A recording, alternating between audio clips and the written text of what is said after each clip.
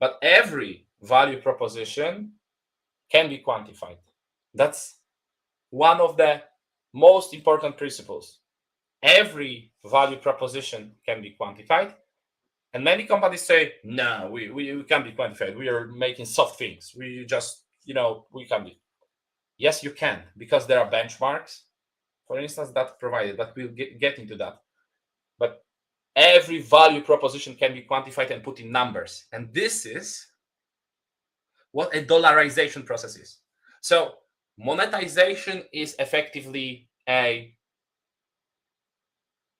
model which allows you to earn money on your feature or service or capability that you own. So you're selling stuff to the market. But dollarization is how much it's actually worth and how much value it actually produces, and you can put it in dollars or euros or whatever, but in the currency. So monetization is a process of using the assets that you currently have. For instance, like you're on Amazon and you have AWS services and you're monetizing your servers. But the dollarization is how much you charge for it, what is the value that you create for the client. If I am a pricing expert, I'm monetizing my knowledge, but how much it's worth, how much value it brings, this 10 to 15% MRR growth in case of value ships, this is a dollarized value, at least part of the value that we create for our customers. And ideally, this value driver should align with your strategic goals of your customer. The more it aligns with the strategic goals of your customer, the better the value proposition is. And I know that it sounds, obviously we should align with our customers. Of course you should. But sometimes saying it that you not only need to align with your customers, but also align in a way that it's quantified, that you know what is the value pool, which you can later share with your client.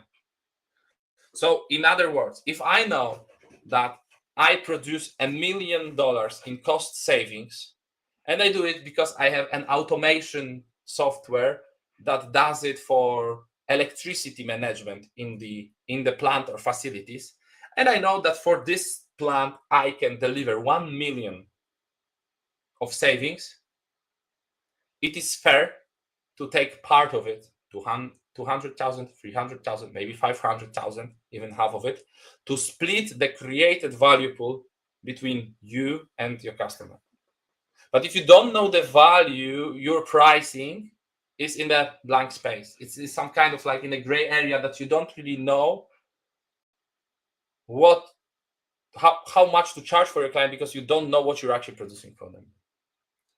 So as Hermann Simon, the founding father of pricing science, said, price is what you pay, value is what you get. And every pricing starts from value. There is no value-based pricing without understanding the quantified proposition of your company. And obviously, I don't want to spoil the fun, but these are the value propositions of few companies that this is LiveChat, Intercom, Contentino, Brand24, GetResponse, Callpage, SimilarWeb. Some of these are our customers, some of them are not. For some of these customers, we helped them change it. For some, we didn't. Basically, these are the value propositions. While they tend to communicate that, yes, you can connect with customers, or you can turn website visitors into sales calls instantly, or you can save time and simplify management, it doesn't really tell what is the real value. Like, you can have access to millions of data points and content, but what it actually means to when it comes to the value generation. So look, if I turn website visitors into sales calls, as in the call page example, I'm pretty sure I can translate it to the actual money. Look at the Pipedrive value proposition when they say that they are increasing, that Pipedrive users sell 28% more deals than without Pipedrive. And right now, everyone can relate to 28% number, because they don't even need to put it in the dollarized tag, because this is the value. Do the math on your own. if I'm saving time and simplify social media management, I can calculate how much time I save. But I can actually show it on a case study. I can actually show it on the client example. And I can show to the client that it is actually a very good ROI when it comes to our product. Live chat allows you to connect with your customers. That's great. But did you know that a live chat allows you to save millions of US dollars when it comes to having your own customer service department available on calls? And right now you have them on chats. And one consultant can speak to 6 or 7 people at one time and not only one person. So basically, everything can be calculated. Every value proposition can be calculated. And that's critical when it comes to what we aim to do, what we try to do as when we work with B2B businesses. Why is it important? First of all, the clients, if you have $1, and there I have the statistics in the end.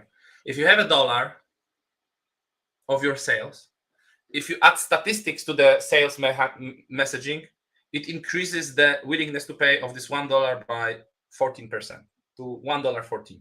But if you add a story-based, data-based narrative, it increases, and the client-oriented narrative, it increases the same willingness to pay of the same product to $2.38.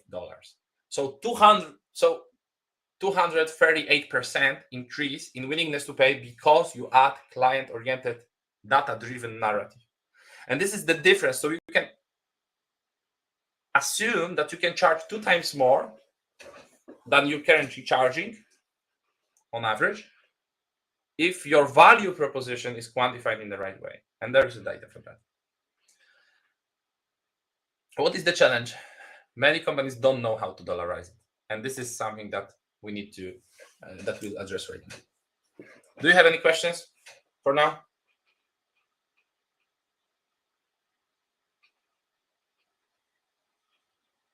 As Catherine the Great said, I take silence as an answer. So first of all, this is what I'll be showing this to you today. I will be showing you the value waterfall, as we call it. So first of all, your product creates some value. There's certain value in your product. So for instance, this $1 million of savings that you actually see.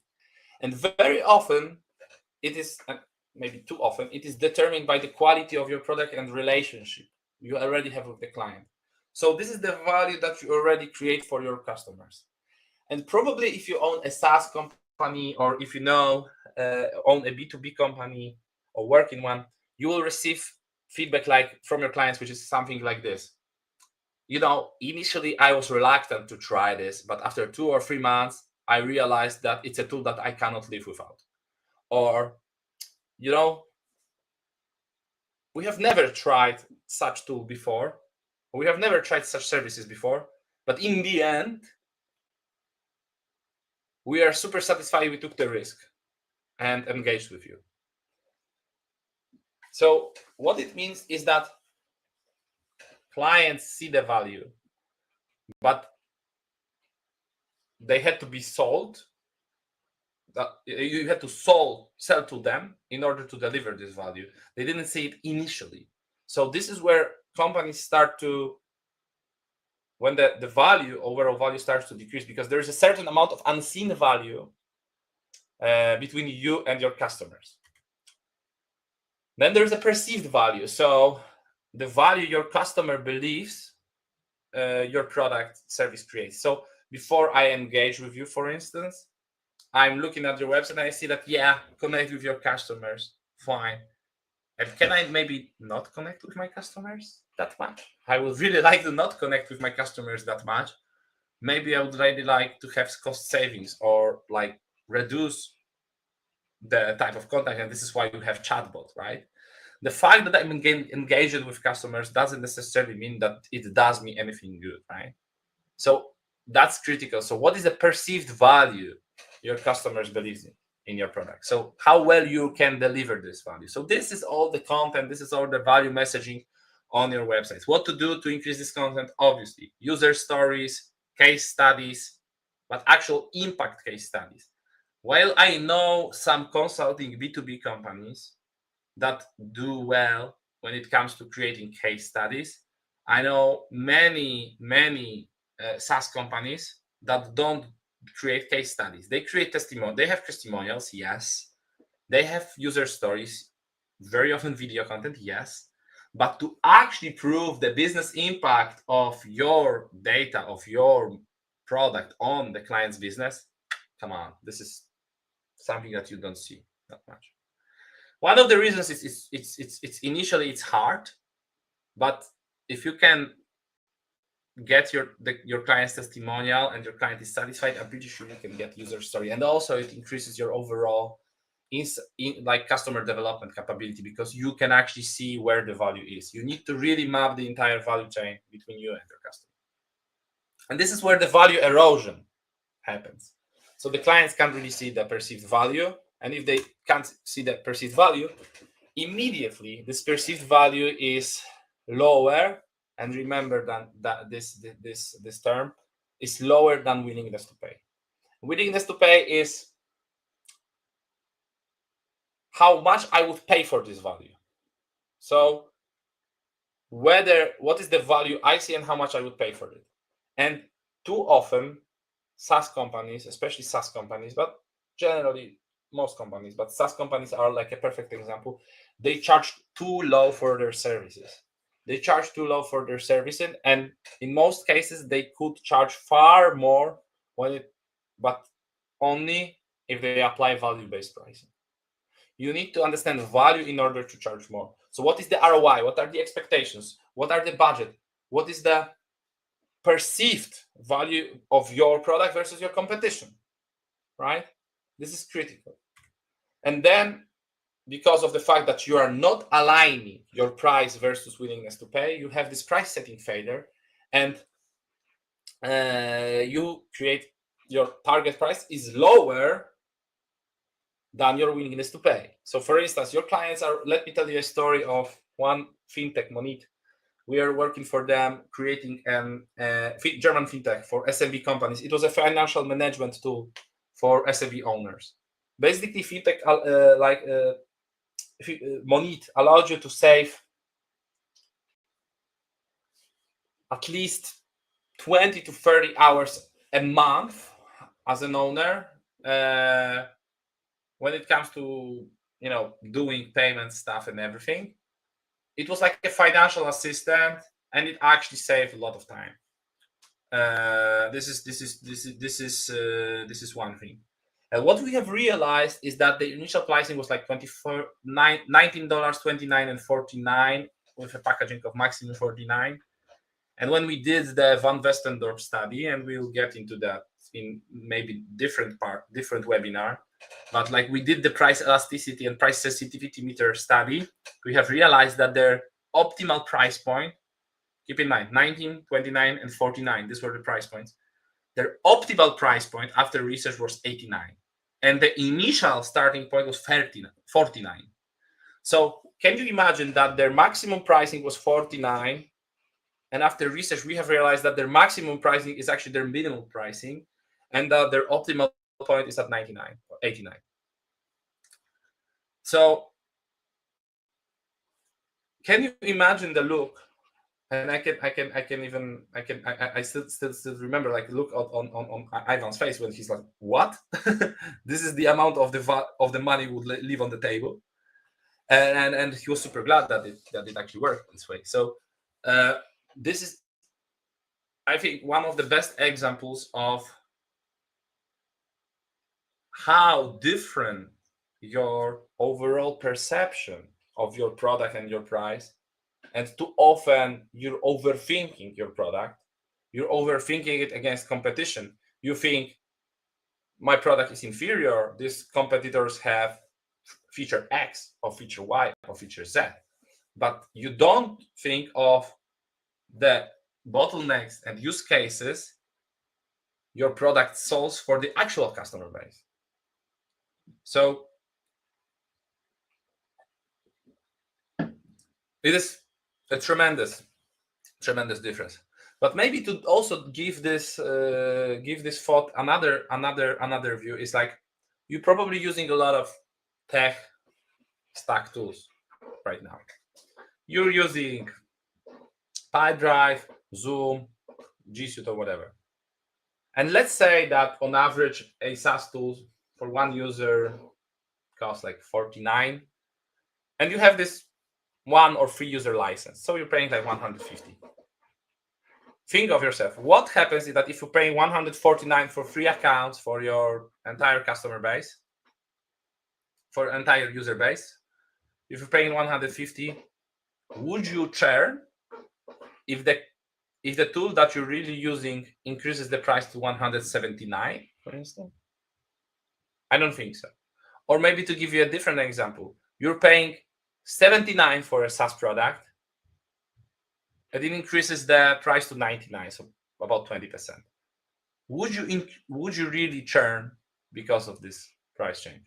So this is the concept of price setting failure among most companies, that they are charging too low versus the value they create, and also versus the willingness to pay these people have when it comes to the product. Obviously, if you're like charging 39 and you increase the prices to 249, you may have some issue, but this is a totally different story. You're creating growth hacks, A/B testings, you try different campaigns, you do a lot of stuff. But at the end of the day, the biggest profitability lever is not pulled because you're afraid to raise prices. And I just want to emphasize that there are influencers and OnlyFans stars selling their farts for $1,500, and SaaS founders are afraid to raise prices. Just saying. So, and then the moment where most companies have a strong, especially SMB-oriented SaaS companies, have a very strong room for improvement is the realized price. So discounting. Whenever we talk to companies, they say,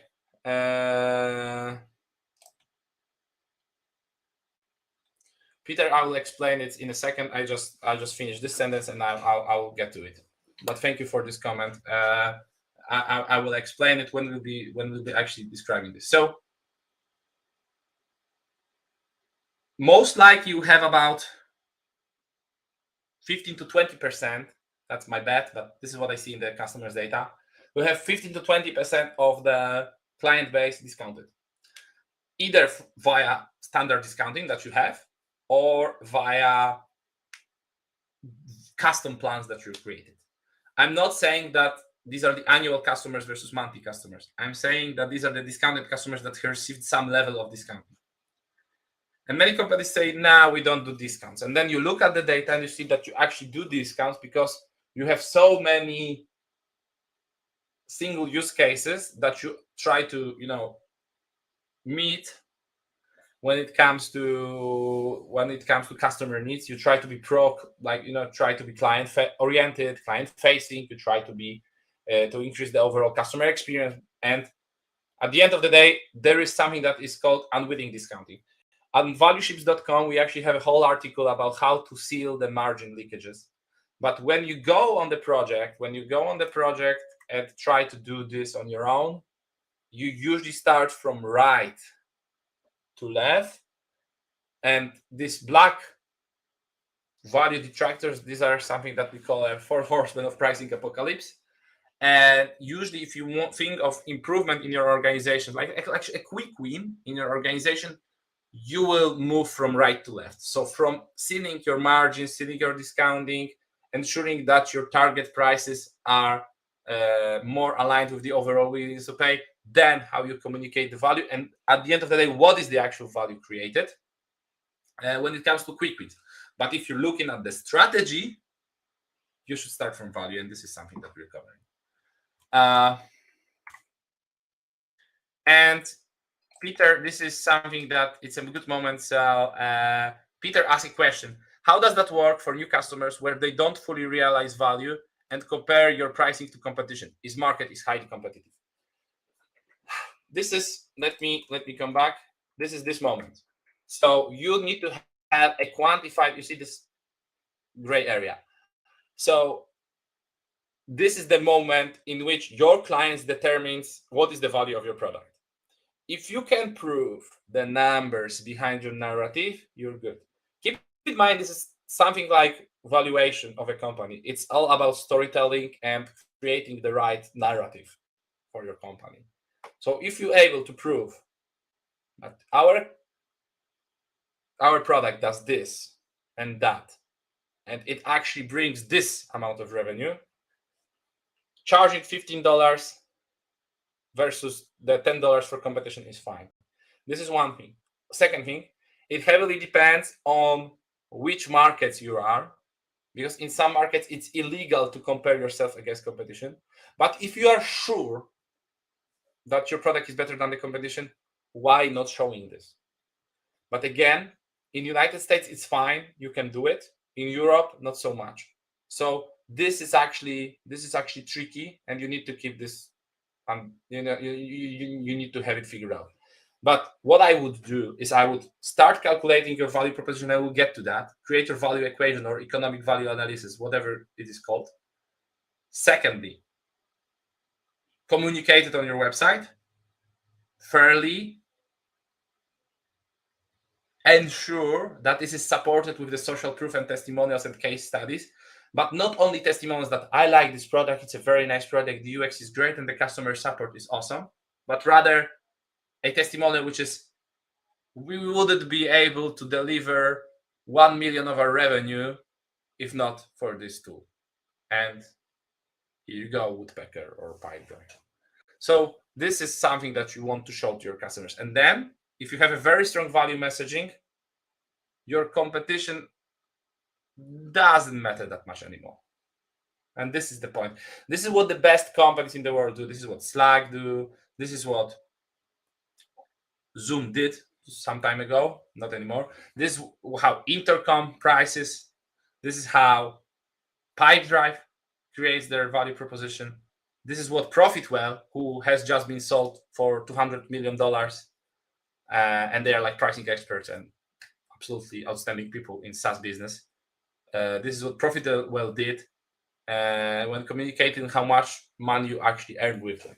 And this is exactly the point. So I hope it helped.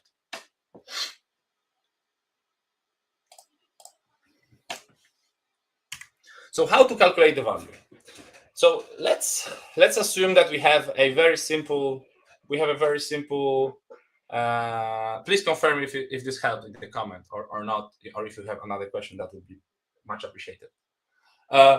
So we produce a simple value equation to drive price setting for a cost-cutting technology. So let's imagine that your tool, as I said this example before, let's imagine your tool reduces the electricity bill in the company you're selling, solar system or whatever. This is super easy example. So every company has a certain annual costs that they have. Of these costs, we can reduce their electricity costs. And of these costs, we can reduce, because we know we have case studies, we know we can reduce 15%. Then we know that of these costs, of this 15% we can reduce, we have 15% additional or 10% additionally. So if I have $1 million, I know that I can reduce half of it. Of this half, I can reduce 10%. So I can reduce 50% of the overall cost. So in total, this is 5% of our annual costs. But estimated value to customer is $50,000. Then we need to think of how quickly this customer wants to give it back. So let's say in 5 months. So we do it so we take 20%, and here, this is our price point. More or less, to the very, very, very briefly, this is how it works, and this is how you should be doing it. However, what happens in the differentiation value, and this is the concept of not only value equation, but differentiation value, is this is a competition. These are the additional value drivers that I create on top. So this creates a value pool that I can share between me and customer. In other words, I know that competition charges $20 per user. What if I am able to prove with the value equation that I can charge 25? Right? So competition charges 25 per user. So, but if we look at our value proposition and try to denominate it on users, we know that this is actually worth 25. You need to know this behind what is behind the calculation in order to prove yourself against competition. So this is exactly your problem that you have. Also, there are the things that add value, and also the things that detract value. Maybe your logistics doesn't work that well as your competition.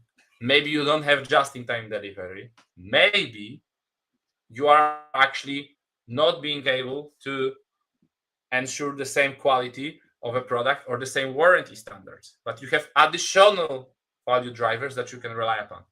So really understanding where it creates and where it decreases creates the overall value pool that you can create and share with the client. But you will ask, what if I have a very intangible value proposition? So it is common to produce something that we call a value tree. So you need to take everything that is easy to calculate and create it, put it on the left. This is like something that we already know. And everything on the right, list down as a minimum. And if you're able to calculate at some part of it, do it. If not, just list it out. This is still something. And you can actually try to play with the numbers. But at the end of the day, if you have intangible things like we are saving time, so how much time you actually save? I don't know. And too often companies say we reduce 30% of the time. Based on what? This is why you need to have case studies and user stories. This is why you really need to talk to your customers on how they are actually using the product, how it actually saves them. You need to have the testimonials on that, not on the product experience, that it actually works, it's great, and we recommend it. This is fine. This is amazing. But you need to understand how your entire customer works on the value chain. So if I'm saving time, there is an number of employee hours saved, and there's cost of employee hour, right? If you're creating revenue uplift, there's like some opportunities, there's average price of this new opportunity. You can work on that. If you're increasing sales velocity, you can actually work how many deals you'll do in a year. But also if case from yesterday's webinar that I had, we are describing, there was a company selling flexitarian diet for people who are aware of the sustainability and they wanted to reduce the carbon footprint. We have realized that where they should base their pricing on is not on the amount of calories that you take or the diets that you order, but on the amount of carbon footprint that you want to reduce with your diet. And we have realized that this is a totally non-comparable, and it builds an entirely different value proposition than any value metric that you would create. So it is important when it comes to value to later identify how we can communicate it back to the customer. So what is the value metric? What is whether we want to price it with users or seats or whatever. We don't recommend users and seats, by the way, in most cases. So this is another moment in which you can differentiate. Our client, Brand24, we are actually publishing a case study on that soon. We went there on a project to increase the MRR by 10%. We have increased the ARPU by 42%. So I think this is still fair. So almost half the business start. This is a publicly traded company, so you can see the reports. They became profitable. So for the first time in history, they have published positive results. I think that a lot of that was because of our help. But their value metric is keywords. They're doing the social media monitoring software. So their value metric is keywords.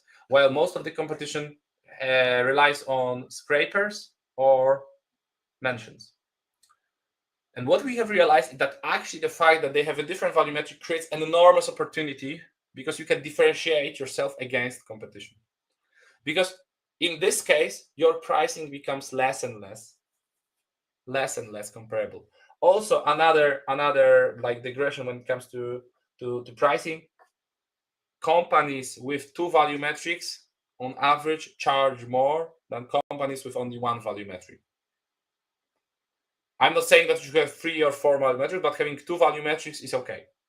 So this allows you to charge slightly more against the companies that have only one value metrics, because you make yourself less comparable. It increases your differentiation value, and this is something, a pattern that we see across like 5 or 6 product categories that we have checked during our recent studies.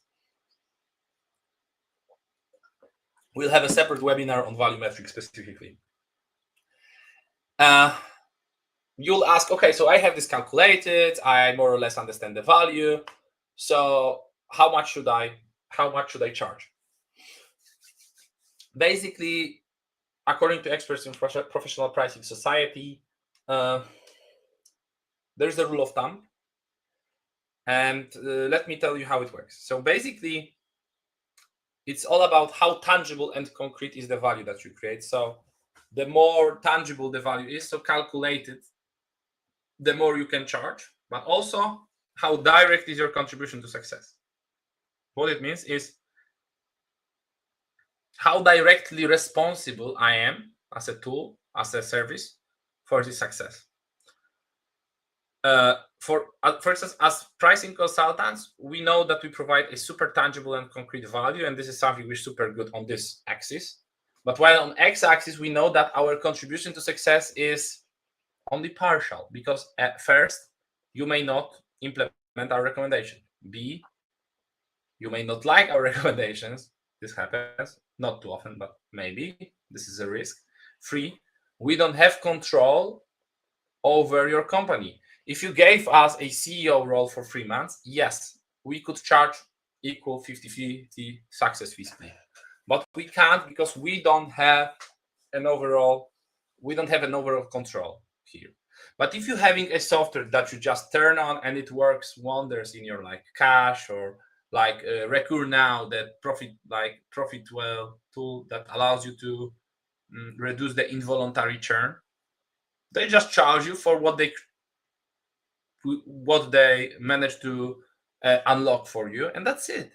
You're charged for you're just charged for the invoices that they have managed to pull through the system, and because they've managed to withdraw them from involuntary churn, right? So the companies that didn't have like the credit card didn't work, they're sending messages automated, and they are able to track back for those who renewed their subscription. And this is totally not even usage based, but it's value based, and this is amazing. So why 50-50 split? It's actually very simple. This is like something that in the economics you would call an equilibrium, and we call it a fair deal between the parties. If you're having a founder in your businesses and you decide that, yeah, we are setting up professional services B2B company, you do this, you sell, you deliver, I sell, you deliver, but after some, and yeah, let's do 50-50. And this is what mostly happens in these companies. But what if someone sells slightly less, or someone delivers slightly worse quality than something that we had initially agreed? The level of value created in the company starts to become asymmetric. And this is also the case of your business angels that invested in your businesses, in your VC funds, and also the founders, right? That you see that your overall business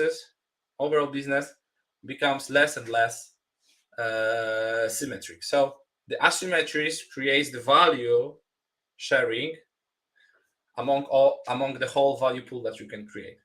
And if you look at that from this perspective, you quickly realize that more or less companies, the good companies, will lie somewhere in between 20 to 80% of the value. So if I create 1 million, I can take 20%. And if you were to remember one thing, taking 20% is great. And this is a good rule of thumb.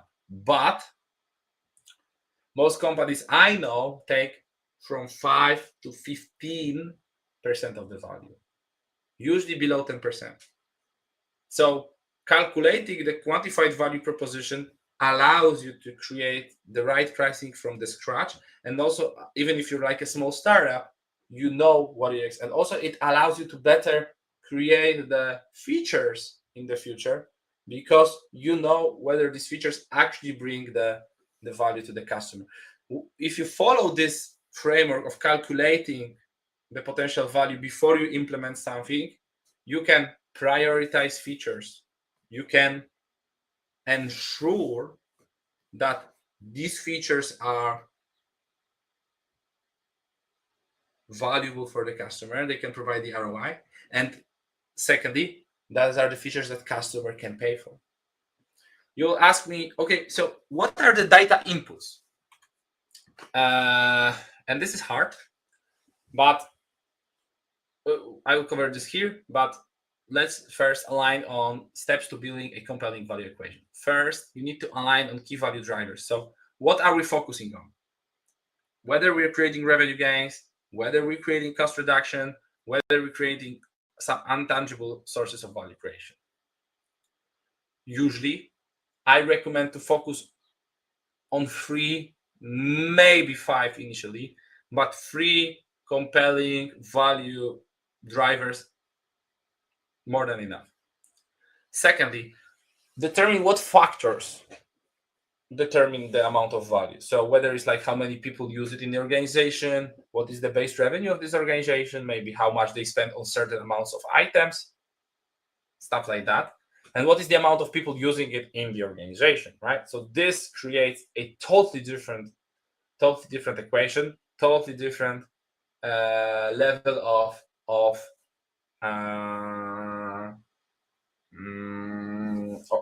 value creation, and also what it actually does for the customer. You will ask me, then this is a good moment to talk about the data. You have 3 best components of the data that you can use. First, your own internal client data that you can track across and see, yes, this is what they did. Done. Secondly, your client stories that you create with the client. So case studies that you create with the client, or pilot case studies that you do with a client. So imagine that you have an amazing conversion tool. You have an amazing conversion tool. Like, it does something that it boosts conversion in e-commerce. Like some feature or whatever. You plug into the Google Analytics of your customer, you see the conversion at that moment, and then after 3 months, you see the conversion within the client, and you see if it increases or not. Most companies don't do it because they don't know how to do it, or they don't see the point of doing it. But trust me, if you are like a Hotjar tool or any tool that provides analytics, and by the way, analytics tools have very low willingness to pay in general. But if you have provided such tool and you have actually showed that just by applying this, our client increased this, and we did it in an automated way, this is an amazing value proposition. So I recommend doing anything you can in order to deliver it. And third data input, not perfect, but also not bad, is benchmarking reports, knowledge from whatever. For instance, if you know that if you're having like a customer experience tool and you don't really know, and no one really knows what a customer experience nowadays is, but we have benchmarks that companies with great customer experience have 7 to 10% higher revenue than companies which have bad customer experience. Yes, you can use it as a value input. So from the most reliable data sources to less tangible data sources, from the most tangible value propositions to the less tangible value propositions. This is how your framework should go, right? And maybe you just need a one strong value proposition, that everything else is like, additional benefits, but maybe you can create your entire product strictly based on one value proposition. And this is fine. And this is great because at the end of the day, you need to deliver it. So when you're creating this, maybe sometimes you need to go a few levels deeper to see where you can actually get the sources of value. You need to classify the variables. Ideally, you need to have assumptions and things that are objective, right? So objective is something that you can measure. It's perfect then. And assumptions, yeah, they are necessary sometimes. So maybe if you don't have any reliable sources of data, you need to say that let's assume that 10% of your deals are wrongly distributed across the organization, or that 1% of your invoices is lost in the process. You need to make sound judgments. At the end of the day, the best tool to create value equation is your own mind and sanity. And this is important that to keep this in mind, that at the end of the day, it's a little bit of connection between art and science, yes, and also it's a bit connection between what you communicate as a narrative and what you know about your customer. What makes a good value equation? So it is customer centric.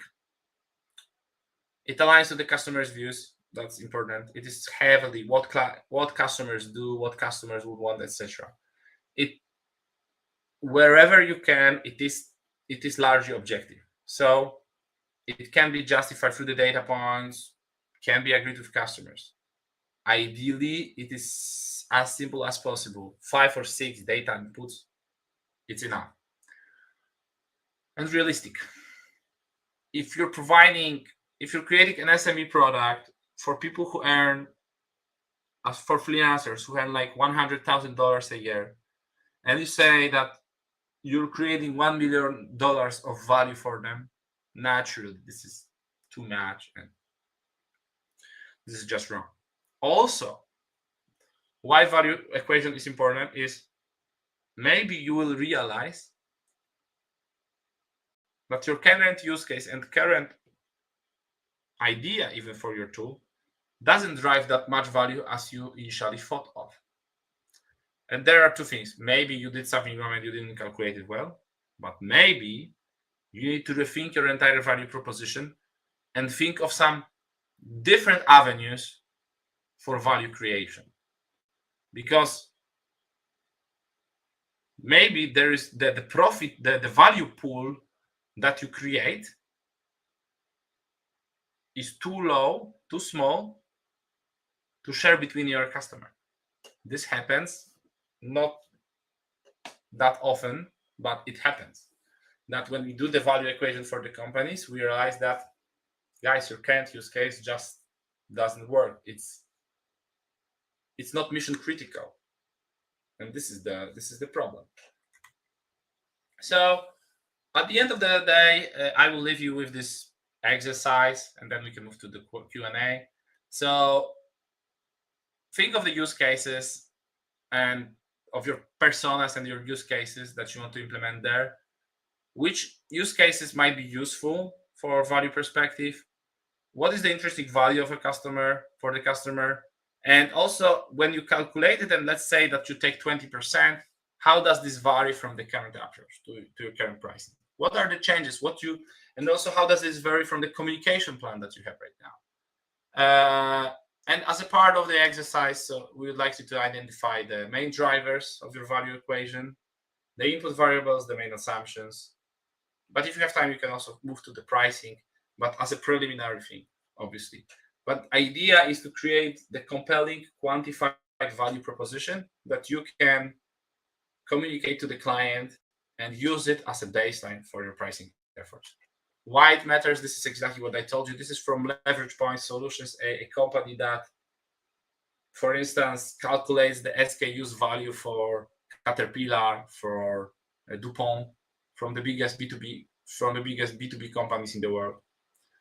Basically, if you have statistics there, like versus stories, 5 to 60% more memorable. But if you add statistics versus user-based, data-driven stories, the difference doubles. So I think that at the end of the day, it's worth investing in. And we see in our client cases that it is actually super valuable, and I have some nice stories to say. Some I can't share because they are confidential. Some are available off the shelf. So that would be all from my side when it comes to what I had for you. I strongly recommend the process for dollarizing differentiation value done by Stephen Liozu. It's a professor that I know personally, and I have 2 books, and I had contributed to in his free for now, 3 books, which I'm super proud of. And he has this amazing process of actually doing this. So starting from your competition, segmenting the data, identifying differentiation by segment, quantifying it, estimating the value pool, and pricing.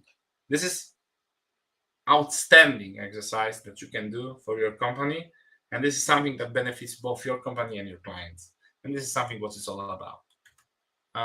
Yep, summary and Q&A. I'm going to write you my email. I don't know if I have like the title chart at the end with my mail, but in case you want to know more, reach out to maciej@valueships.com. Do you have any questions or want to discuss anything? I'm happy to discuss.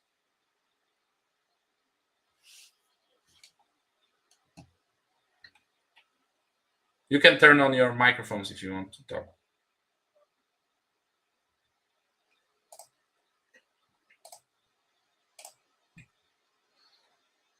Yeah, I see there are some people typing.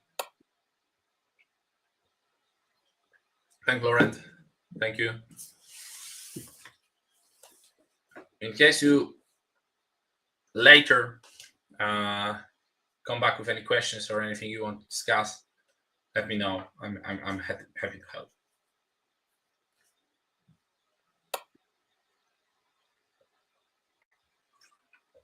Thank you.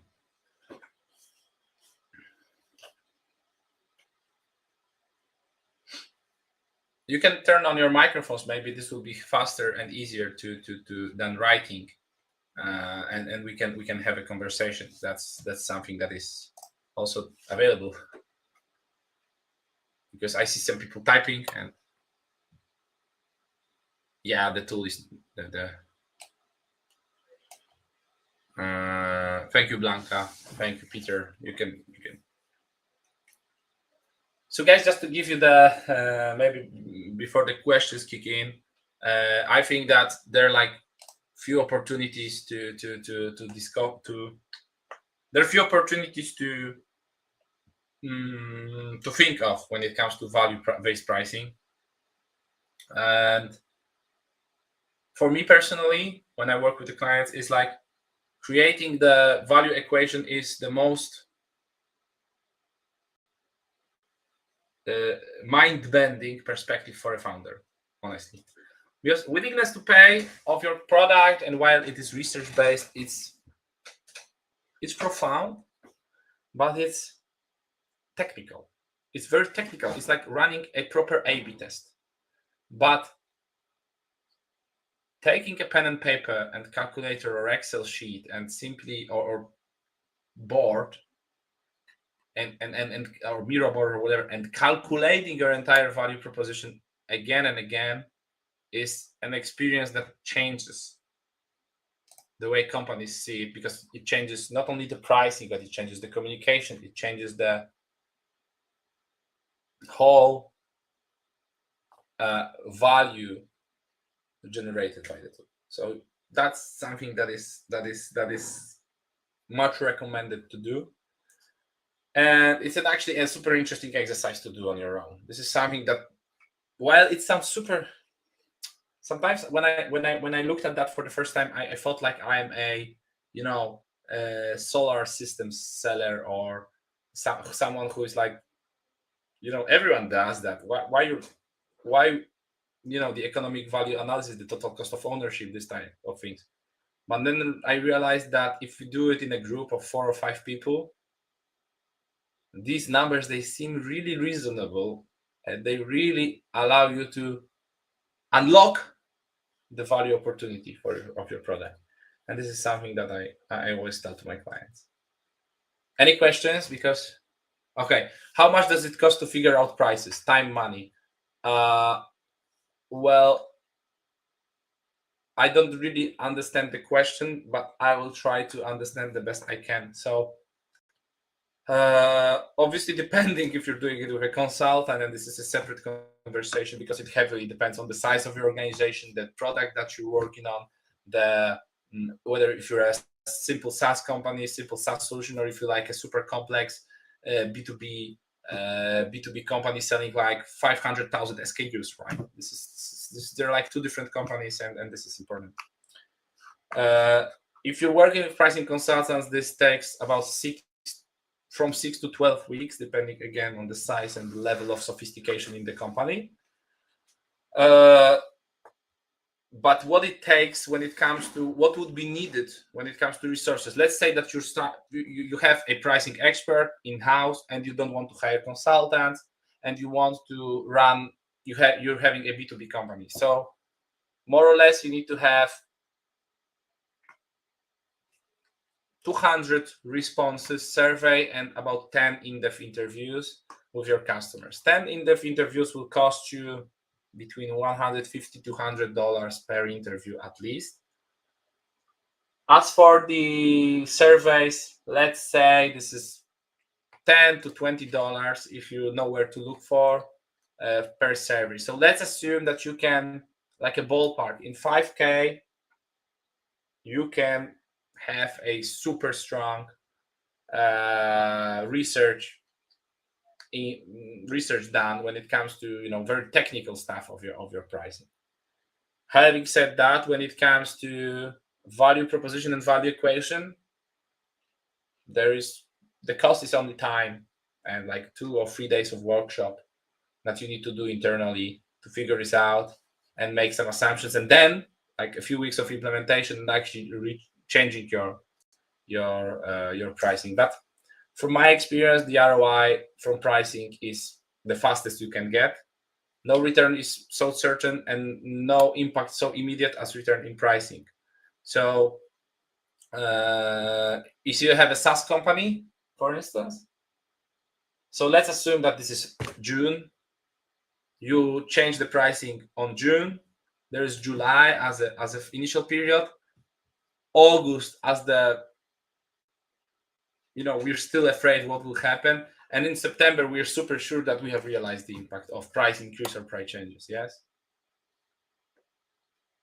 Peter written, good overall summary and food for thought. Once I come to this, thank you. Obviously, the key challenge is actually getting the data right. Been estimating some companies' product value for general investment purposes recently, and key challenge, as I said, is how to really get viable data rather than just a guesstimation.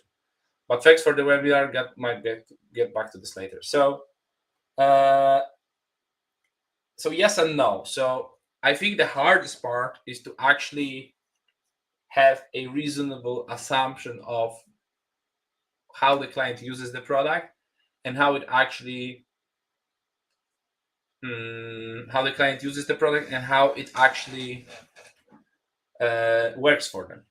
So not to have the data, but to have a good not to have like the quantified data, but to have a good insight on what are the sources of value creation. Because data is the secondary thing. You can get it from, as I said, from benchmarks, from reports, from like some stories of other people. This can be done, but understanding where your product actually creates value is much harder. So in which department, what is the size of this department, like in which department, how this department works, how they're using the product.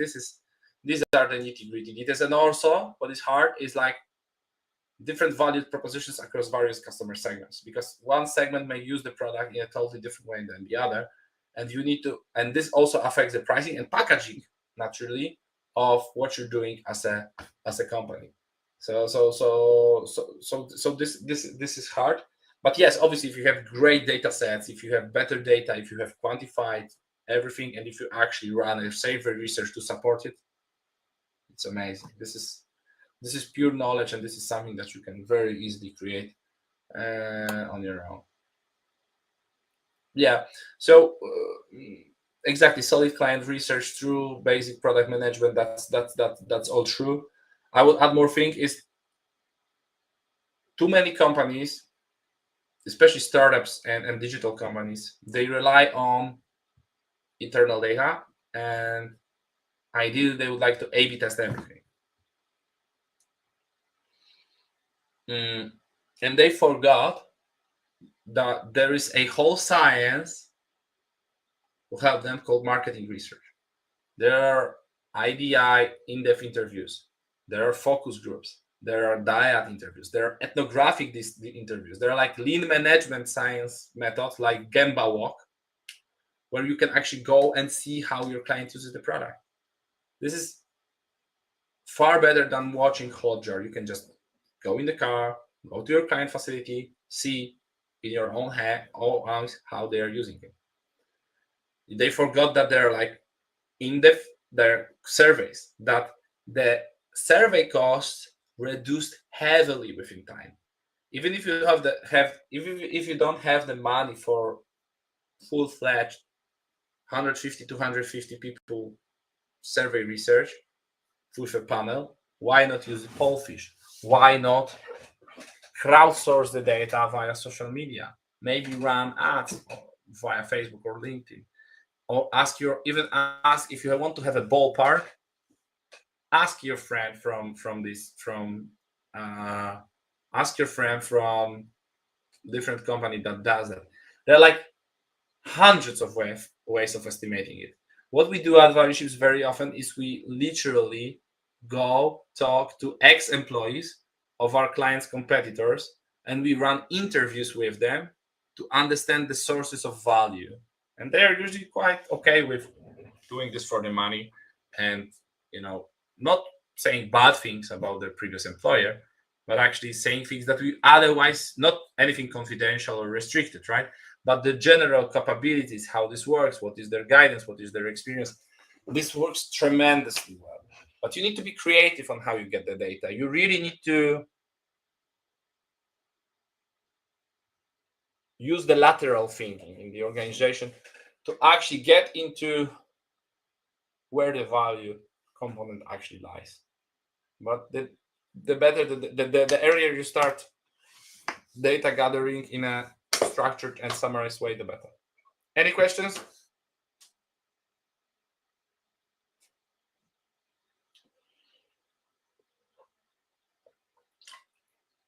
Okay, I take no as an answer. Thank you for today's webinar. Thank you for the questions. Thank you for this. Thank you for this discussion we had.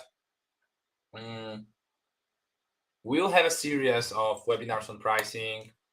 We'll have, if you want to stay in touch, like let's stay connected, either on our newsletter or via LinkedIn or Facebook. Just add us. We'll be doing this more. We'll be educating the market on the pricing and value principles, because we see that there is like a strong potential for the companies to become truly based.